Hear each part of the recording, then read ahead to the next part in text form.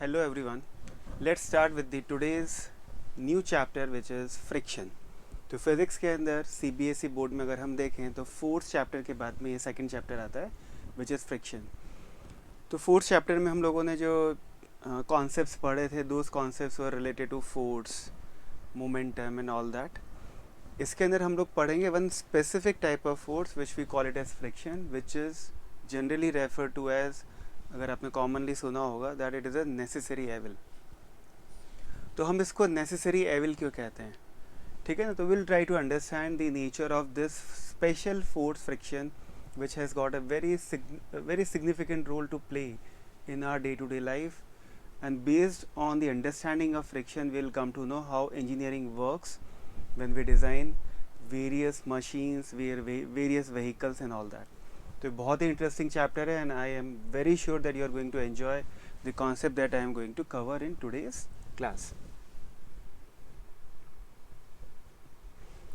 Okay, तो आपने देखा होगा if you have a, let's say this is a highway. Okay, तो इस हाईवे पे you see that there is a road and this road is not made smooth. ठीक है, तो हमारे दिमाग में सबसे पहला कॉन्सेप्शन क्या आता है, friction means that is something which is wasting our energy. Okay, हम जनरली भी ऐसे कहते हैं ना, why to create friction, work amicably, प्यार से साथ में मिल के काम कीजिए. But this is not like that. In physics, friction at times is required to make things move, operate the way we want them to operate. ठीक है ना. तो अगर फ्रिक्शन नहीं होगा तो उससे भी काफ़ी सारे इश्यूज आपको डे टू डे लाइफ में फेस करने पड़ सकते हैं. That is why when you drive a vehicle, the vehicles का जो सरफेस है जिस पे वो ऑपरेट करते हैं उनको हम लोग डेलिबरेटली एक रफ बना के रखते हैं. तो उसके पीछे क्या रीज़न है and how do we actually calculate what level of friction has to be there. This another diagram shows the threads that are there. ठीक है, तो इनको ट्रेडिंग ऑफ टायर्स कहते हैं. तो जो उसके ऊपर रबर की कोटिंग होती है दैट्स नॉट स्मूथ. ठीक है, because we want to have additional grip. The car should not skid, वो स्लाइड नहीं करनी चाहिए. It should not cause accident. इसलिए हम लोग इसके अंदर एक्सेस ग्रिपिंग के लिए वी क्रिएट एडिशनल. ठीक है, आप देख रहे हैं ऐसे क्रिस क्रॉस आपको यहाँ दिख रहा होगा. So this is known as, दिख रहा है आपको यहाँ पे ये, तो इनको हम बोलते हैं ट्रेड्स. ठीक है, ट्रेडिंग ऑफ टायर्स. तो ऐसा हम क्यों करते हैं that we will get to know by the end of this chapter. Okay, one more thing that you must have seen, that when you light a matchstick, so what you do essentially is that you strike it against the rough surface, and because of the heat generated that causes some kind of chemical reaction and it burns. ठीक है, तो friction के काफ़ी सारे use हैं that we will see. Then also in some situations you need to reduce the friction because that is going to lose out energy. Unnecessary loss of energy को reduce करने के लिए हम लोग लुब्रिकेंट्स यूज़ करते हैं. तो लुब्रिकेंट का क्या बिहेवियर होता है, how does it reduce friction, that all we will see gradually as we progress in this chapter. Okay, so this is the basic idea about what friction is. Now we are coming back to NCERT. तो NCERT के अंदर फ्रिक्शन को समझाने से पहले they have given us 2 or 3 activities. So what we will do is that we will cover up each and every activity. We'll try to gain insight into what it is trying to convey to us, and then we will also progress with the various concepts that are involved in this chapter of friction. Okay, तो जो सबसे पहली activity है that is to make this book slide on a table और surface. Right, तो जब आप इसको लेट से आपने इसको थोड़ा सा पुश देके, ठीक है, आपने एक थोड़ा सा झटका देके इसको छोड़ दिया, you are not continuously pushing it, you just pushed it a little so that this book acquired some speed, and then you release it. So that book goes, and after some time you see that it stops. So why does it stop? So the natural response to that question will be कि sir इसमें कोई friction है, and that friction is opposing the motion of this book, and the kinetic energy in the process is getting lost. ठीक है ना. तो friction is causing this book which was in motion to come to rest. ठीक है. So one thing that we can infer from this activity is that friction always opposes motion. ठीक है. But again let me remind you, हो सकता है कि definition universally correct नहीं हो, तो हम धीरे धीरे देखेंगे कि इसके क्या exceptions हैं. Okay. So इसमें एक चीज़ और भी है कि अगर आप इसको राइट से लेफ्ट की तरफ पुश कर रहे हैं तो भी वो रेस्ट पे आता है, और अगर आप इसको राइट से लेफ्ट की तरफ पुश कर रहे हैं तो भी बुक रेस्ट पे आ जाती है. तो what could be the reason for that to happen? That means friction is always opposing the motion. It does not always depend on किस डायरेक्शन में आपने इसका मोशन, मतलब ऐसा इसका डायरेक्शन फिक्स नहीं होता. यू कांट से कि friction is always towards left और towards right. That all depends on what is the relative motion. तो क्योंकि बुक का मोशन इधर था, इसकी वेलोसिटी इधर थी, तो frictional force got developed beneath the surface and it was opposing the motion. Is that clear? So when it was moving in this direction, it started with some initial speed v, so friction started acting in the opposite direction. So friction is always opposing the motion. So this is what we can infer from the discussion that we had just now. Okay. Now there is a nice animation which shows what actually happens when you are pushing a block of mass. So let's say this is a block of mass. This Fa shows the force that is being applied by this person, right? तो एक छोटा सा cartoon जैसा बना हुआ है, इसके अंदर आप देख सकते हैं कि ये इसको जब पुश कर रहा है, तो when it starts to push, when there is an attempt for that body to move, then this friction will come into picture. And where will this friction develop? It will develop between the block and the surface. Okay, it opposes the relative motion, but where it is going to develop? It is going to develop at this location. आप समझ रहे हैं इस चीज को? तो ये force इधर डेवलप होगा between the two surfaces. Okay, तो relative motion होगा, और वो relative motion में ही, because of the relative motion, there is a tendency of sliding past the other surface. उसका response जो होता है, that response is what you call it as friction. ठीक है.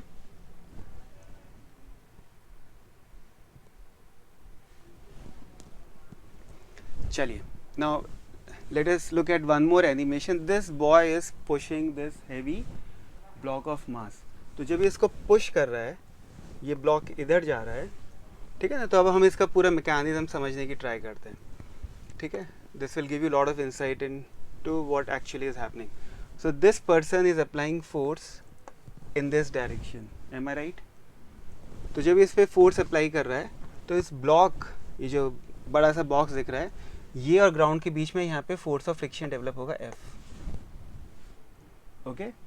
Now for this person to move or to make it possible for him to push this block, उसको, क्योंकि ये खुद अपना जो फोर्स प्रोड्यूस कर रहा है और इसको आगे भी आ रहा है साथ में, तो इसको ग्राउंड को बैकवर्ड डायरेक्शन में पुश करना पड़ेगा. So what he is doing is that with the help of his or her feet, that person is pushing the ground backwards as a action reaction pair. You know what action reaction pair is. आपने already Newton's third law में पढ़ा हुआ है. So this person is applying force on the ground. As a reaction to that, this force is getting developed on the man, and that man is applying force on the block. तो ये जो block है वो man पे भी एक reaction force लगाएगा. So we are not dealing with that, but यहाँ पे भी एक friction develop होगा. So for this person to move or to walk, whatever, it needs friction. अगर यहाँ friction नहीं होगा तो वो आगे move भी नहीं कर सकता है, and अगर वॉक नहीं कर सकता है, मूव नहीं कर सकता, there is no question of him pushing the block. Okay. तो इस पर्टिकुलर एनिमेशन से आपको काफ़ी सारी चीज़ें फ्रिक्शन के बारे में, उसके नेचर के बारे में, उसके बिहेवियर के बारे में आई होप आपको समझ में आई होगी. ठीक है. So whatever we had discuss so far, so we can say two things about it. is that force of friction opposes the relative motion between two surfaces in contact. Just that let's say कोई एक body है जो air में है, अगर आप उस body को अगर आप पुश करेंगे and unless until there is relative motion, उन दोनों के सरफेस के बीच में जब तक इंटरेक्शन नहीं होगा, you can't say that friction will develop. Friction is the response to the relative motion. तो जब तक relative motion नहीं होगा तब तक ये develop नहीं होगा. Okay? And it is a action reaction pair. So force of friction develops on both the surfaces. Okay? So I'll take the help of one more diagram to make you understand this. Okay? So let's say this is the block. तो जब आप इस पे force लगा रहे हैं and this block is moving, okay, so force of friction is getting developed. तो ये ब्लॉक अगर राइट में जा रहा है तो इस ब्लॉक के ऊपर ये जो सरफेस है वो इस पे फोर्स इधर लगाएगा और इस फोर्स ऑफ फ्रिक्शन का रिएक्शन सरफेस पे फॉरवर्ड डायरेक्शन में लगेगा. Is that clear? So it acts on both the surfaces. It is the mutual interaction between both the surfaces. Is that clear?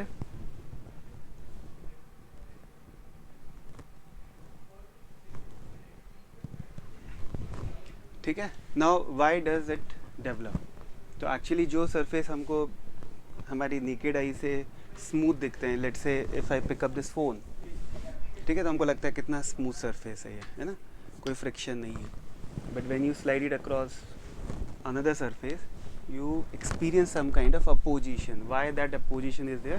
Because at the microscopic level, let's say if you magnify that particular small area maybe 100 times or maybe 1000 times or 1 lakh times, so this flat surface or the smooth surface that is apparently to you a smooth surface is actually not smooth. इसमें serrations हैं, as you can see here. ठीक है. तो जैसे आप यहाँ देख सकते हैं ये जो है surface, it is not flat, it is something like, ठीक है, जिगजैग जैसा है. तो अब होता क्या है इसके अंदर, हम लोग बाद में पढ़ेंगे डिटेल के अंदर. 12th के अंदर हम लोग और डिटेल में इलेक्ट्रोमैग्नेटिक फोर्सेस के बारे में पढ़ते हैं. Then we get to know कि the basic cause of this force of friction is electromagnetic force. But at this level आप जब क्लास 8th के अंदर है तो what you can say is that it is some kind of physical obstruction which is there because of the wavy nature of the surface. Okay, so friction is caused by the irregularities. Irregularities means the surface is not actually smooth. दोनों surface में जहाँ contacts हैं उन contacts में जब आप इसको move करेंगे, ये पोर्शन इधर जाने की ट्राई करेगा, ये पोर्शन इधर जाने की ट्राई करेगा, तो ये इसमें ऑब्स्ट्रक्शंस क्रिएट करेंगे. Irregularities are going to create that kind of opposition. और उसी को हम लोग मैक्रोस्कोपिक लेवल पे हम लोग उसे क्या कहते हैं, फ्रिक्शन कहते हैं. I hope I am clear.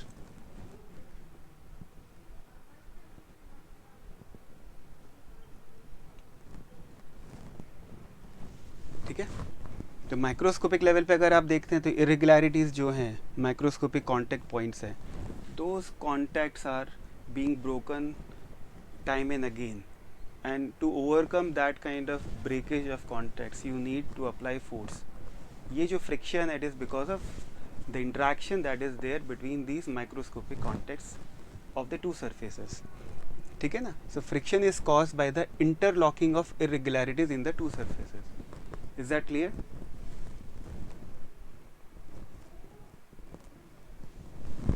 ठीक है. Now there is one more activity that is given to you in your NCERT which involves the use of spring balance. तो पहले हम लोग उस एक्टिविटी को करें उससे पहले let us understand what spring balance is.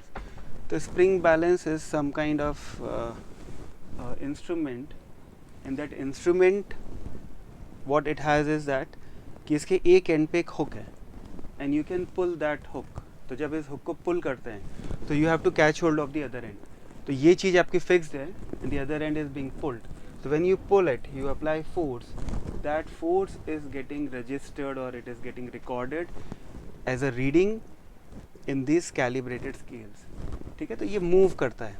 जब आप फोर्स अप्लाई करते हैं, जितना ज़्यादा फोर्स अप्लाई करेंगे इसका जो पॉइंटर है, अभी जैसे कोई फोर्स नहीं लगा रखा है तो ये 0 पे है अभी, अब फोर्स ज़्यादा लगाएंगे तो ये शिफ्ट होके इधर आ जाएगा 20 Newton 30 Newton what ever. So based on how the spring balance is calibrated it will show you reading in the appropriate units. वो ग्राम वेट में भी हो सकती है, वो केजी वेट में भी हो सकती है, वो न्यूटन में भी हो सकती है. It is up to the person जो उसको डिज़ाइन कर रहा है, जो मैन्युफैक्चरर है, वो उसका कैलिब्रेशन अकॉर्डिंगली कर सकता है. इसके अंदर स्प्रिंग होती है और स्प्रिंग से कैसे रीडिंग्स आती है that you are going to learn in your class 11th. Okay, चलिए अभी एक्टिविटी क्या है. एक्टिविटी है that you use a brick. So it's a top view of a surface which is rough, which could be maybe is the surface of a table, और उसके ऊपर हमने एक ब्रिक रखा है, ठीक है, ईट, ठीक है, हिंदी में हम उसे ईट बोलते हैं, और उसको हमने एक स्ट्रिंग से वाइंड किया है and then you are pulling it.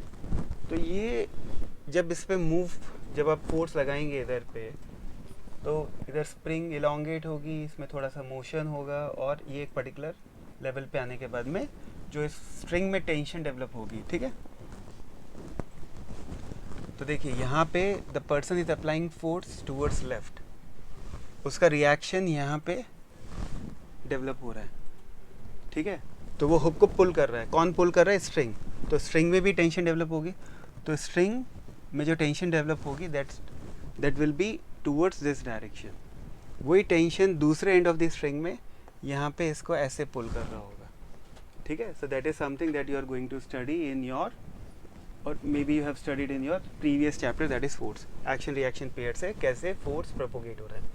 So the main cause of this brick to move is this force applied by this man. वो translate होता है, propagate होता है in the form of tension, ठीक है, tension in the string, और वही tension इस brick को यहाँ पे move कर रही है, ठीक है. और इस brick के नीचे, जो surface के नीचे वाला जो portion है, वहाँ पे क्या होगा बेटा? वहाँ पे एक friction force develop होगा which will be towards right, okay, on the brick surface पे toward it will be towards the left only, ठीक है ना. तो यहाँ पे आपने एक टेंशन रिकॉर्ड किया, that tension is let's say T1, ठीक है. now if you want to understand how the friction is played out if you change the surfaces, क्योंकि जो फ्रिक्शन होगा it is interaction of the two surfaces, जो दो surfaces हैं उनके आपस में क्या म्यूचुअल इंटरेक्शन है, उस पर वो डिपेंड करेगा उसका मैग्नीट्यूड. तो अगर मैं इसी ब्रिक को आई wrap it up with a polythene, ठीक है, एंड पॉलीथीन इज कंसिडर्ड, आपको भी ऐसे फील होता होगा that it is relatively more smooth. तो अगर वो ज़्यादा स्मूथ है तो क्या होगा कि सेम मास है, सेम मास ऑफ ईट is there, that brick is there, और वो जब आप उसको पुल करेंगे you need lesser tension, so the new tension will be less, okay. So this activity is basically designed to make you understand कि अगर हम pair of surfaces change करते हैं in the same setup, then you will have different force of friction being developed, okay. तो इस चीज़ को समझाने के लिए एक्टिविटी NCERT ने डिज़ाइन किया, which is a very good activity per se, ठीक है. तो जैसे ये सेम केस आप देख रहे हैं, सेम ब्लॉक है, but if the pair of surface as you can see here if they are different, तो यहाँ पे जो सरफेस पेयर ऑफ सरफेस है, यहाँ पे जो पेयर ऑफ सरफेस है, if it is different than this one, अगर ये इससे अलग है, ठीक है ना, तो आपको फोर्स कम या ज़्यादा लगाना पड़ सकता है. तो अगर ये रिलेटिवली स्मूथ है तो इस with a small push also you should be able to, और you should be fine with moving that block. But अगर आप ज़्यादा रफ सरफेस लेते हैं then your force of friction will be more, ठीक है. So it depends on the given pair of surfaces. You can't say that force of friction for wood will be like that. It is always wood with mica, okay. तो may be would with rubber. So unless until you define what the two surfaces are, you can't really actually calculate what the force of friction is, okay. So this is also a very very important point that you have to keep in mind. at all times. Okay, now if let's say this brick becomes heavier, instead of 5 kg it becomes 10 kg. So what is going to happen is that the interaction between the bodies, that is the two surfaces, will increase. So if you press them hard, if the two surfaces are being pressed against with higher force, then there will be more interlinkages, interlockings of the two surfaces, and it will be relatively difficult for you to cause them to move because more friction now will be generated. Okay, तो जितना ज़्यादा force लगाएंगे उतने ज़्यादा interlinkages होंगे, interlockings होंगी, और जितनी ज़्यादा इंटरलॉकिंग्स होंगी उतना ही डिफ़िकल्ट होगा, more difficult it will become for you to make these two blocks move relatively. ठीक है ना, तो ये आपको इधर से समझ में आ गया होगा. ठीक है, so this point is also very important. Force of friction will increase if the two surfaces are pressed harder. Okay, then one more activity is given in NCERT which is based on the concept of inclined plane. So what is the inclined plane? So inclined plane is generally referred to as wedge. ठीक है, जिसका एक angle of inclination होता है with the horizontal. So as you can see in this diagram, so this shows you the cross section, that is 2-dimensional view of it, but actually ये एक block है पूरा. उसका ये वाला जो सरफेस है that is rectangular, ये भी rectangular है, ये भी rectangular है. So it is a rectangular prism. but अभी हम एक साइड देख रहे हैं, साइड व्यू देख रहे हैं, इसलिए हमको ये प्लेनर फिगर दिख रहा है. Is that clear? उस पर आपने एक ब्लॉक ऑफ मास रखा हुआ है, and this is known as what? Angle of inclination. इसको हम क्या बोलते हैं? एंगल ऑफ इंक्लिनेशन और एंगल ऑफ द इंक्लाइन. ठीक है ना. तो अब ये जो ब्लॉक है, इस ब्लॉक का कुछ वेट होगा, एम आई राइट? इस ब्लॉक का कुछ वेट होगा. वो वेट किस डायरेक्शन में होगा? That will be in the vertically downward direction. और इसका जो कंपोनेंट है डाउन द इंक्लाइन, ठीक है, कंपोनेंट क्या होता है? That maybe you have studied in the previous chapter और you are going to learn maybe in the next year. तो the cause for this block to move in this case is what? Weight. The component of weight is causing it to come down. If there is lot of friction, अगर friction बहुत ज़्यादा है तो क्या होगा? ये move नहीं करेगा. बट अगर फ्रिक्शन कम है, it will start sliding down. But क्योंकि स्लाइड कर रहा है, उसको अपोज करने के लिए फ्रिक्शन कहाँ डेवलप होगा? Up the incline. ओके, तो इस पे बेस्ड भी एक एक्टिविटी है that we are going to see in the next slide, which is given in the NCERT. So as you can see here that this boy has created his own incline. ठीक है, तो उसने एक maybe some notebook is there, और उस notebook को उसने horizontal नहीं रखा है, वर्टिकल नहीं रखा है. उसने कैसे रखा है? उसने रखा है उसको इंक्लाइंड. तो ये जो एंगल है उसका, that is what you call it as horizontal के साथ जो एंगल होता है सरफेस का, उसको हम क्या बोलते हैं? Angle of incline. तो ये दोनों केस में सेम एंगल ऑफ इंक्लिनेशन है, same battery, maybe Duracell or something, they make them slide down. So it starts rolling. So if this surface is smooth, अगर ये surface smooth है तो it will go farther distance and then it will come to stop. Okay, और ये थोड़ा rough है, इधर पे कुछ सैंड या कोई फैब्रिक लगा दिया आपने, तो इस फैब्रिक पे जब ये आएगा नीचे, तो इस केस में बैटरी जब नीचे आई और इस केस में बैटरी जब नीचे आई, दोनों आइडेंटिकल कंडीशन में थी. दोनों की इनिशियल स्पीड 0 थी, दोनों की final speed when they reach the bottom of the incline will also be the same. तो जब when it starts rolling on this surface and rolling on that surface, this surface is smooth, ये surface smooth है और ये rough है, तो you can see that it travels a lesser distance. तो ये रिलेटिवली स्मूथ है, और यू कैन से less rough, and this relatively more rough. तो क्या होगा? इसने जो डिस्टेंस ट्रैवल किया, ये डिस्टेंस ज़्यादा है और ये डिस्टेंस कम है. The reason being the nature of surface has changed. यहाँ पे बैटरी और टेबल के सरफेस के बीच में फ्रिक्शन डिफाइन होगा, यहाँ पे इस क्लॉथ का जो सरफेस है और बैटरी के बीच में डिफाइन होगा. सो दिस इज़ हाउ, और this is one of the factor which defines what level of friction will develop. और ये सब एक्टिविटी से आप करते हैं तो आपको दिमाग में जल्दी अच्छे से रजिस्टर होता है. Okay, now this is one tricky question. ठीक है, so you take it as homework. We will discuss this in the next class. Okay, I have given one, what do you say, a diagram also, a hint also, so you can pause the video and analyze the situation, and in the next class I am going to explain what exactly happens. Generally हमारे दिमाग में ये एक misconception है कि अगर bodies move कर रही हैं, ठीक है, if a body is moving and it is moving relative to the other surface, friction is always going to oppose that motion, which actually is not always true. So for that one, a case is given that we are going to discuss in the next class. Okay, then comes types of friction, what is sliding friction, what is kinetic friction. All these topics we are going to discuss in the next class. I hope you enjoyed today's interaction in whatever way it was possible for me to make you understand the concept. I tried my level best. आपके कोई भी comments हैं, कोई भी आपके suggestions हैं, कोई भी feedback है, I welcome them.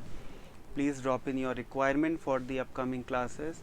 I'll try to accommodate your requirements or suggestions in my future classes.